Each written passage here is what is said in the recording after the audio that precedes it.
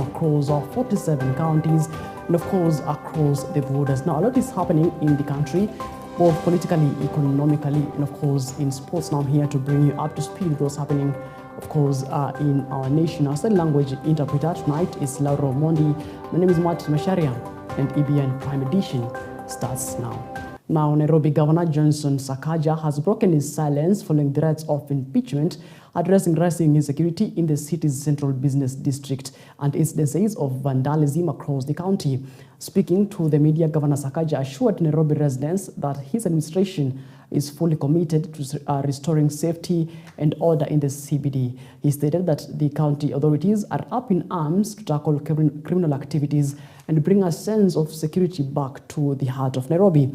On the issue of vandalism, particularly the recent destruction of street lights and other public infrastructure, the governor emphasized that such acts are criminal and warned that perpetrators will face the full force of the law.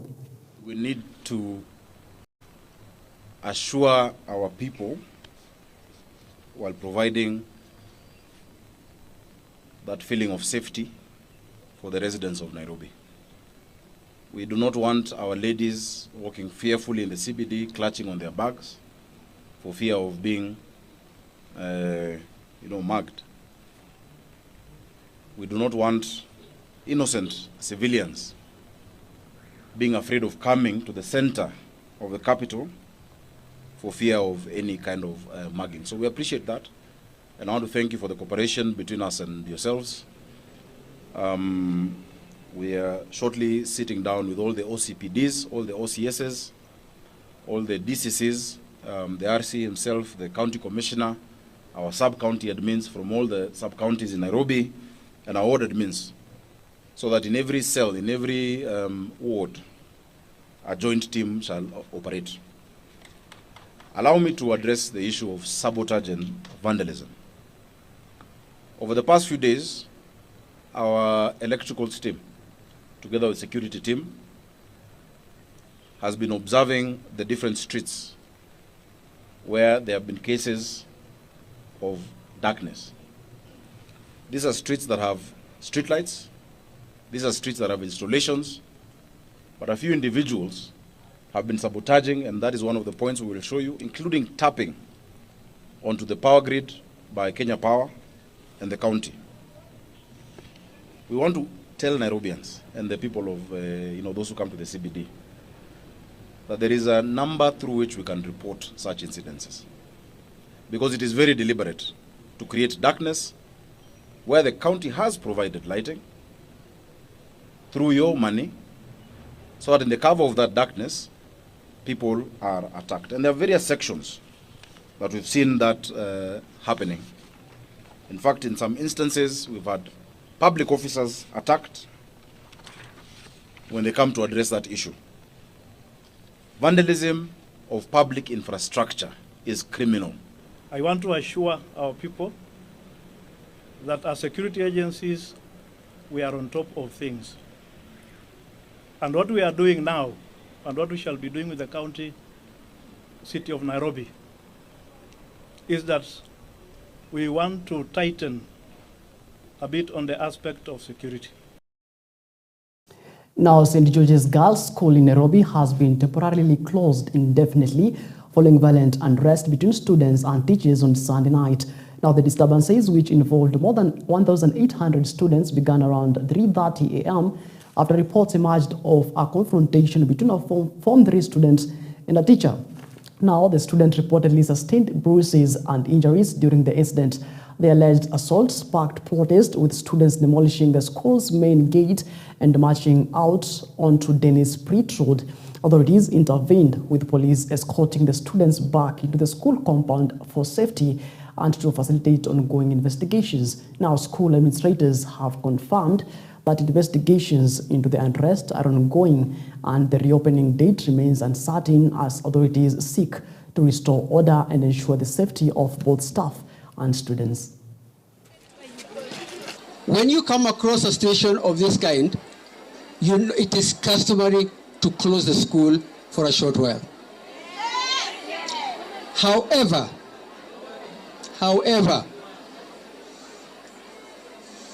those that wish to remain.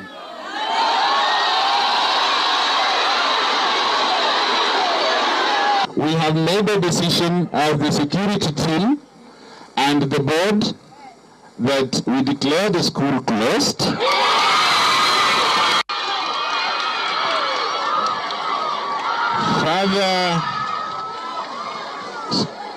Further communication will follow.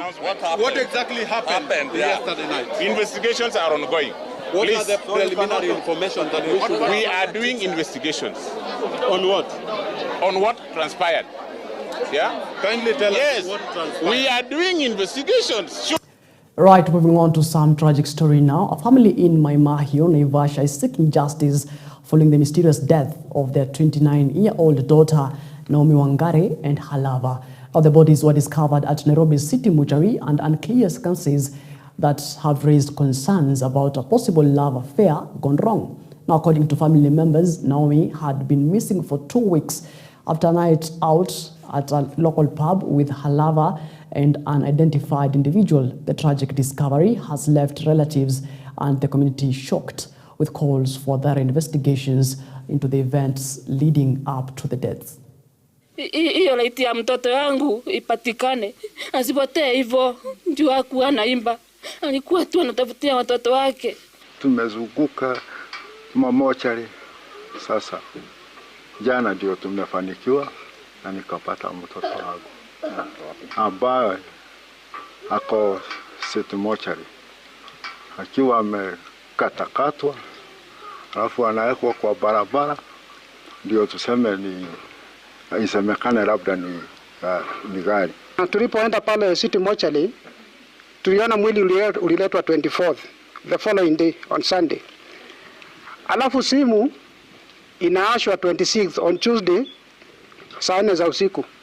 Kwani mtu mwenye amekufa anaweza asha hiyo simu?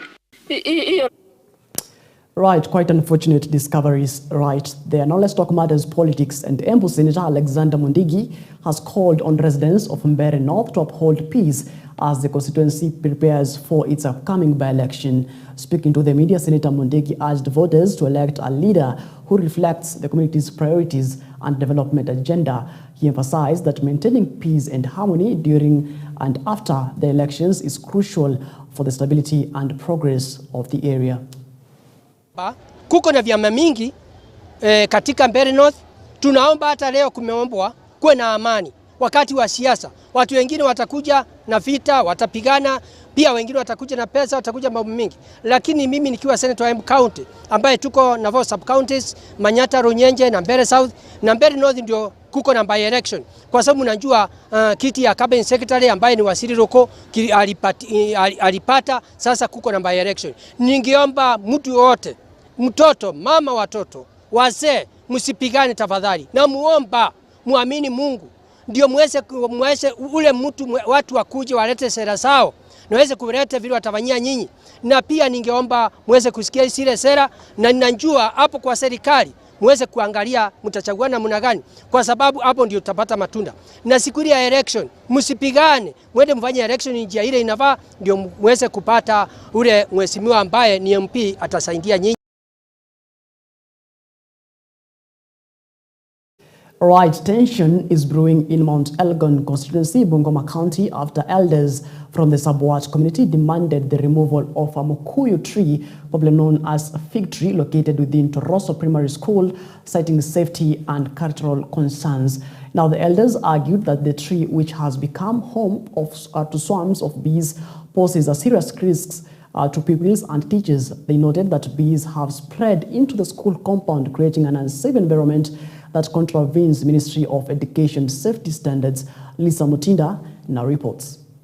In Baringo County, elders from the Sabaot community are calling on the Ministry of Environment to intervene over a giant fig tree at the Toroso Primary School in Mount Elgon constituency. The elders warn the pupils are at risk as the bees have made the tree their home, often straying into the school compound. They say the situation violates Ministry of Education safety guidelines. Na jinsi ya miti imeonekana pala, nyinyi ni what environment iko kwa compound ya shule.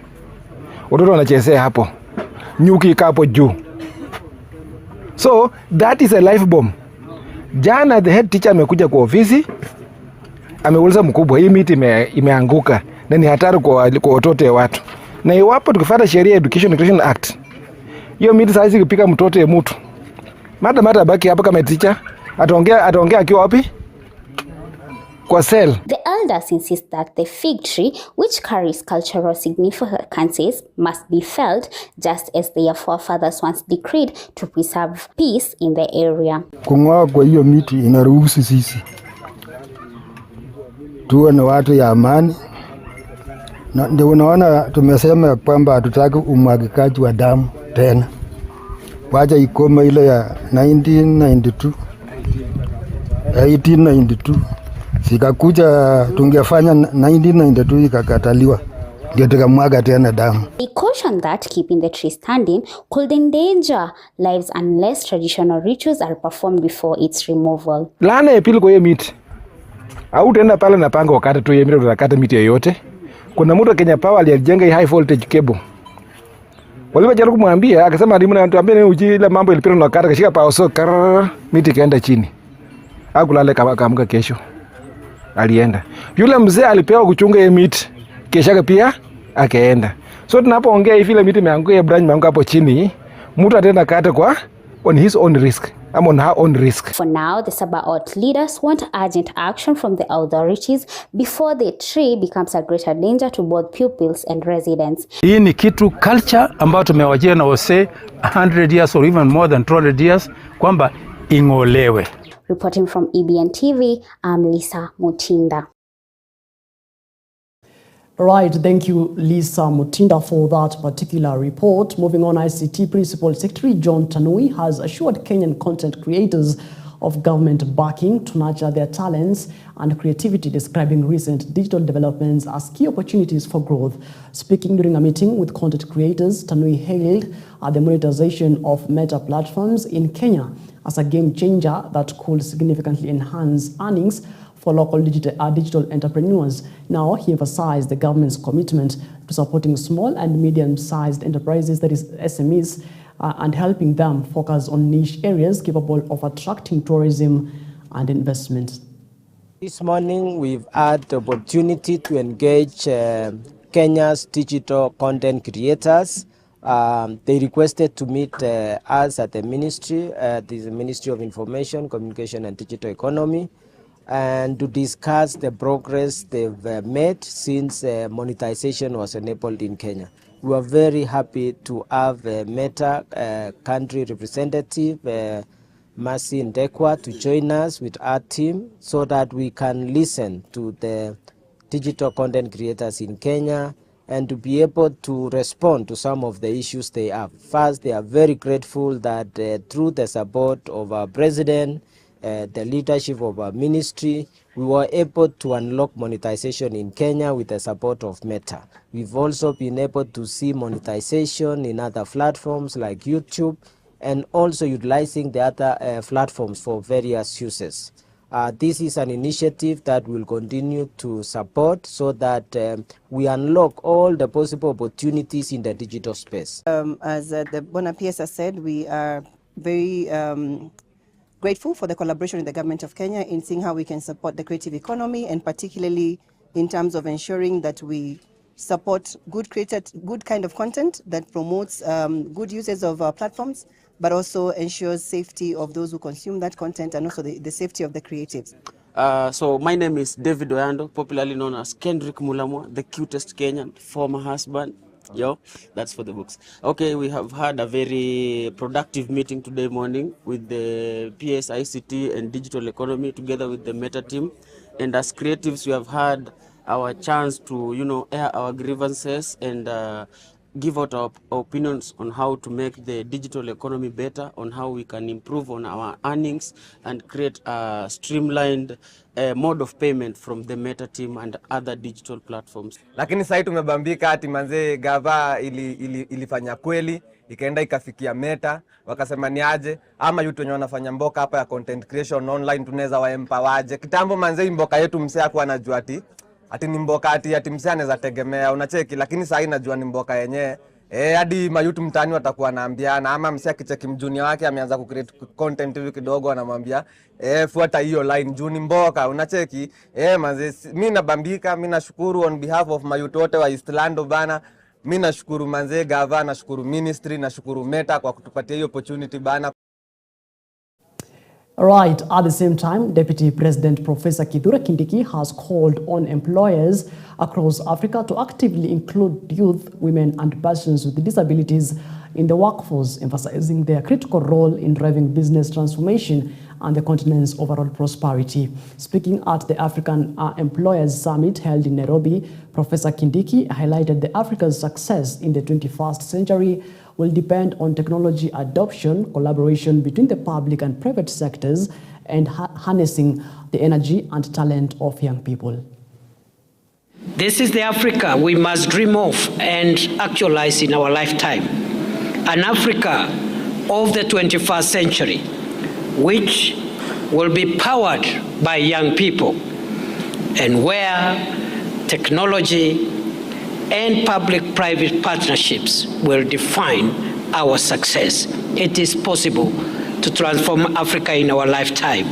It is possible through trade, through enterprise, through business, to get a better Africa, a more inclusive Africa, integrating the voices of women, the voices of young people, the voices of persons with disabilities, and it is possible for the youth to drive the transformation of Africa.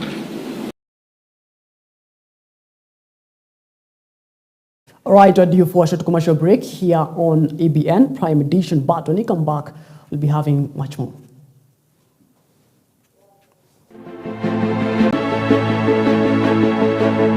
Government Authority has clinched first place in the Youth Activities Empowerment and Capacity Building category at the just concluded Mombasa International ASK show in recognition of its efforts to promote climate-smart agriculture and trade investment in the coastal region. Speaking after the win, CDA Acting Managing Director Dr. Mwanasiti Bendera said the authority is prioritizing drought mitigation projects, noting that 70% of the coastal region is arid and semi-arid. Now, as the CDA has implemented several water projects in Lamu, Wasini, Taita, Kwale and Kilifi counties.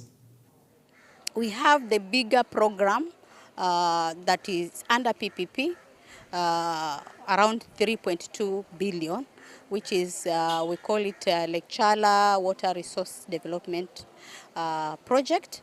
But based on the feasibility study, it is picked like a very viable project, and Coast Development Authority have showcased in the Chala smallholder irrigation project the potential that that region has. And we have exhibited or promoted a solar-powered borehole to be used for irrigation, and it is the project right now, we are irrigating over 144 acres in Kasokoni, Nakuruto smallholder irrigation scheme in Chala, that is Taveta. And we have seen farmers getting a bigger yield than before, whereby before on rain-fed agriculture, they were getting around 15 to 16 bags per acre, but now they are getting over 30 bags per acre. That is all double or more than double the produce of the reed they were getting before. Again, with that, we have seen that these farmers are benefiting from other programs. Through us and through capacity building the infrastructure in these schemes, other institutions and other programs have come in to support the farmers. And that is what coast development is for the region, and how the Coast Development Authority should work to showcase the potential that is there.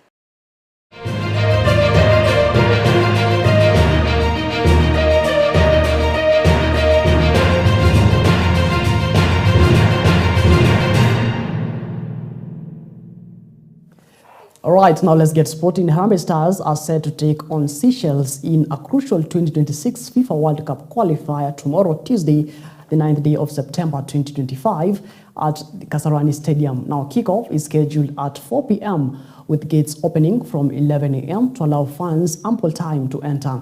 Now, ahead of the match, Harambee Stars head coach Benny McCarthy addressed the media, highlighting the team's preparations and determination to secure maximum points. Key players including forward Len Kupai, defender Sylvester Owino, and forward Boniface Moshiri also spoke at the pre-match press conference, expressing confidence in the squad's readiness.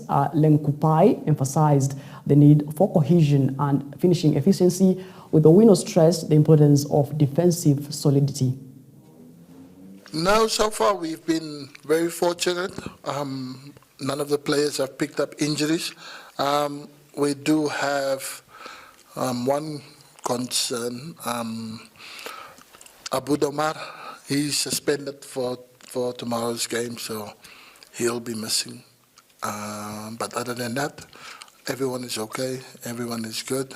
And oh yeah, we also had one player leave the camp, but I okayed it because it was an opportunity for him to join a club in Tunisia, and they had a really short window, and the transfer window was closing. So if the player doesn't end up doing the medical, he ends up losing the opportunity. And I could see, like from Chan, what these players did. So it was only the right thing for me to give permission for the player to travel and allow to go and do the medical and make the move to a very good, decent Tunisian side. I think every player wants to redeem himself, and it's an opportunity even us for the whole team to redeem ourselves, to bring back the hope, you know. So I think it's another opportunity yenye tutatumia ku bring back the confidence ya mafans na pia tusiwe disappoint tena kesho. It's going to be a tough match as well, so we expect a tough opposition because from the way they're playing, they're a good side as well. They're a good side, but I think if we minimize our mistakes, we'll be able to win the game comfortably. Yeah, of course, we are good. The preparation is good. We are working for tomorrow's game, and we're hoping to give a great performance with a convincing win tomorrow. Walikuwa disappointed with the results, but meaning is our urge. We come out support because this is football. Tulikuwa pia tunataka kushinda, but we gave our level best. Now we are hoping to make things right by giving a great performance kesho na kupata ushindi. So we come out support, wasichoke, because their support is so important. Na tuli feel the last time tulikuwa tunacheza, so hoping for them to come and support us once again. Right, moving on, the Rising Starlets have officially entered camp as they prepare for the back-to-back FIFA Under-20 Women's World Cup qualifying matches against Ethiopia. Now, speaking ahead of the qualifiers, striker Jerine Adhiambo expressed optimism about the team's readiness and focus. She emphasized the importance of unity and determination as they aim to secure crucial results in the upcoming fixtures. Coach Jacqueline also addressed the media, highlighting the team's preparations and tactical plans. Now, she expressed confidence in her squad's ability to perform under pressure and advance towards the World Cup stage. Naitwa Jerine Adhiambo, nimetoka Macharia United Women. Nimekuwa under 18, under 20 yenye tulicheza na Angola, but ya Cameroon sikumekuwa nafanya exam, na nimefurahi sana. And we are looking forward to win the matches na pia tufike World Cup vile under 17. Kuna ile watu wanajipush bado cause kila mtu anataka namba, kila mtu anataka baki na travel. So ni poa. Mimi nimeenjoy day 1 ya training. Our squad is comprised of players from Women Premier League, NSL, Division 1, and some from school. Some of the players have transited from under 17 to under 20, but we have new players, a crop of very new players. We have a big number, close to 60 players, but they're coming in 30-30. Actually, most of them are very experienced players from all over. Even if you look at Ethiopia, some of them are even playing Sakaja right now. So we had to combine experienced players, the likes of Fasila, who are in the national team as well, Moranga, Vida, so with the under 17, so that now we can get a formidable team that can give us what we want.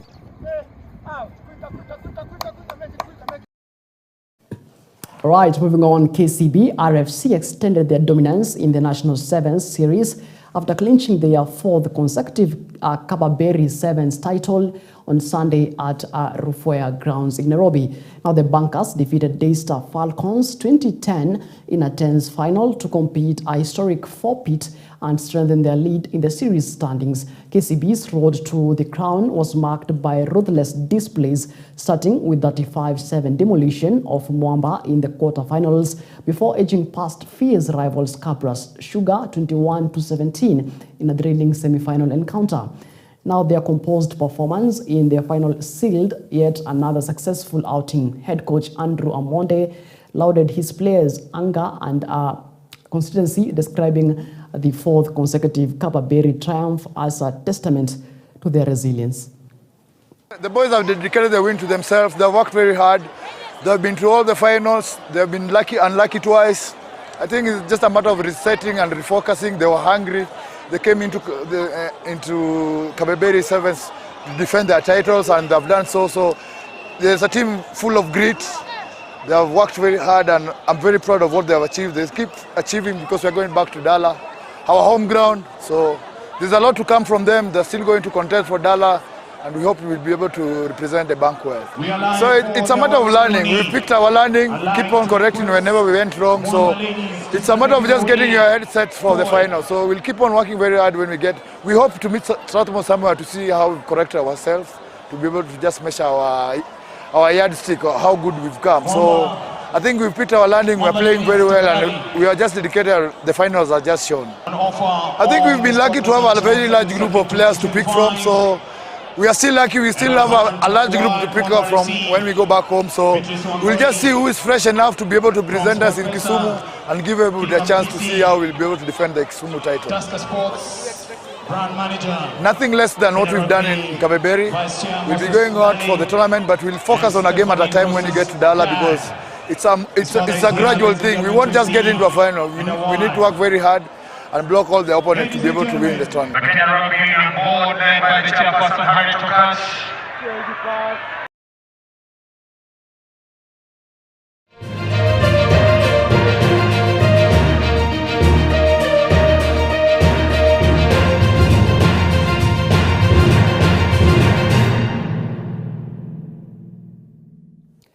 All right, now up to speed, those making headlines from across the 47 counties, of course, in the world of sports.